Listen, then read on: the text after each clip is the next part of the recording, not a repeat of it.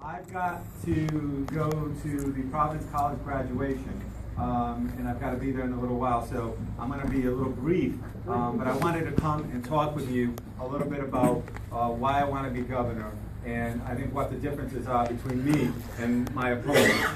Because as you look at this race, you will see that a lot of us agree on certain issues. I said I wanted universal pre-K, and all my opponents said, yes, we agree. I was the first to say we should raise the minimum wage. My opponent says, yes, we should do that. I have said we should have pay equity where women make the same as men for the same work. My opponent said, yes, we should do that too. And I said, well, how do you tell us apart? And I think with me there are two things. One, I'm pretty sure I'm the only candidate in this race who ever had clothes on layaway at Inn and Hope. Look, I haven't asked Mr. Pell yet, but I'm pretty sure I'm the only one who had clothes on layaway. The reason I say that to you is because I want you to know where I come from. My mom, I was raised by a working mom. She worked second shift from 3 to 11 to raise 3 kids. My mom and dad divorced when I was young. She didn't make a lot of money, so she had to find ways to make ends meet and feed and clothe 3 kids. We lived in public housing where everything was dependent on how much she made. That's how she paid the rent, depending on what her income was. And come Easter, she wanted to have us in a nice little suit. It was very important for her. We'd go to Roger Williams Park, not far from here, and take a picture. She couldn't afford it. She didn't have a credit card. She put it on layaway. We'd go every week, and there was that date, right? You have to pay it by that date, or you lose the money and you lose the clothes, okay? And Mom always found a way to pay everything on time. And come Easter, we'd have our little suit. I'll go over to Roger Williams Park, take a picture. I joke that, and this is true, if we were lucky, we'd go to Tom McCann downtown, right, and get some shoes every so often. But I tell you that because I think it's important you know what the governor is going to stand for and who the governor is going to stand with when things get tough. And I'm going to stand with my mom, with you, and people who are working every day to raise a family. That's who I'm going to stand with. And I think it's important that you know why these issues are important to me. When I talk to you about raising the minimum wage, it's because I understand that that raises everyone's wage, that helps lift people out of poverty, that means that some kids are going to be a little bit better off because their parents are going to be making a little bit more money. When I talk to you about universal pre-K, it's because I'm a Head Start baby. I went to Head Start. I was lucky. And I want to make sure other people have that opportunity as well. These issues are important to me. And I'm going to stand with the people who are working each and every day to raise a family, okay? And that's important. The second thing I would tell you is this. I'm the only one in this race, only person in this race who has executive experience. I'm the only one who's led a city. I'm the only one who can say that I've taken a budget deficit and turned it into a budget surplus.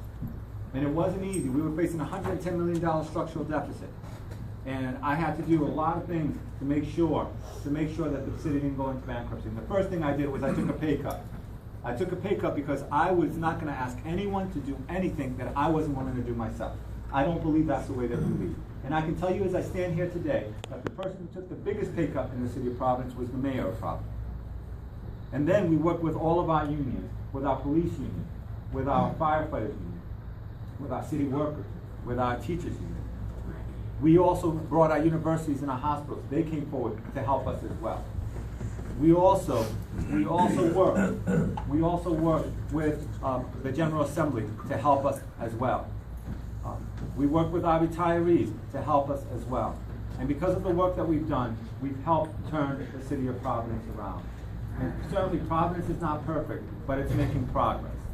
And I think it's important as you decide who is the next leader, what type of experience they have. I can tell you something else that we did in Providence. We've lowered the fee structure that we pay Wall Street, and we have a better performance than the state of Rhode Island in our pension fund.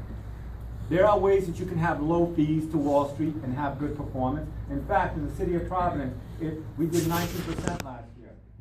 The expert said if the state had done as well as we did, they would have had an extra $400 million, roughly. Okay, there are ways to protect pensions that don't mean having to pay exorbitant fees to Wall Street. Now, let me tell you this, because it relates to you. Look, any any great city, any great state has a great transit system. When you think about that across our country, it has a great transit system.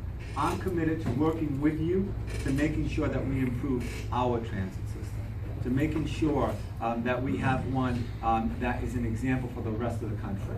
I know that we've gone 5 years in terms of funding and haven't seen an increase. I know that we're not making the investments that we need to make in our transit system. It's good for economic development, it's good for our future, and it's good for working families as well. So I want you to know as I stand here today that you have my commitment that I will work with you to strengthen our transit system, because it is beautiful, beautiful. It is important not just for you, but it's important for the whole state, and it's important for economic development. And I get that. I get that. So know that that's something that I feel very strongly about. And I stand here today to make sure that you all know that as well. This is going to be a tough race. I can tell you that without any doubt. Well, I like to tell people, being mayor of Providence hasn't been a cakewalk either. But this is going to be a tough race.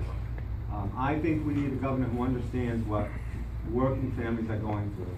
I think we need a governor who understands what it's like to struggle to get by.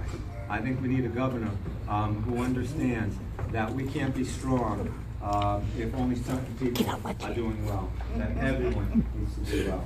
And we need a governor that understands that education is the key to success in the future.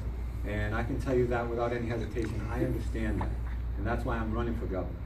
And everything that I've done as mayor of the city of Providence, I've done with one thing in mind, and that is what is best for the future of the city of Providence. And as governor, I can tell you that that's exactly what's going to govern me, is what is best for the future of the state of Rhode Island, and what can we do to strengthen our state?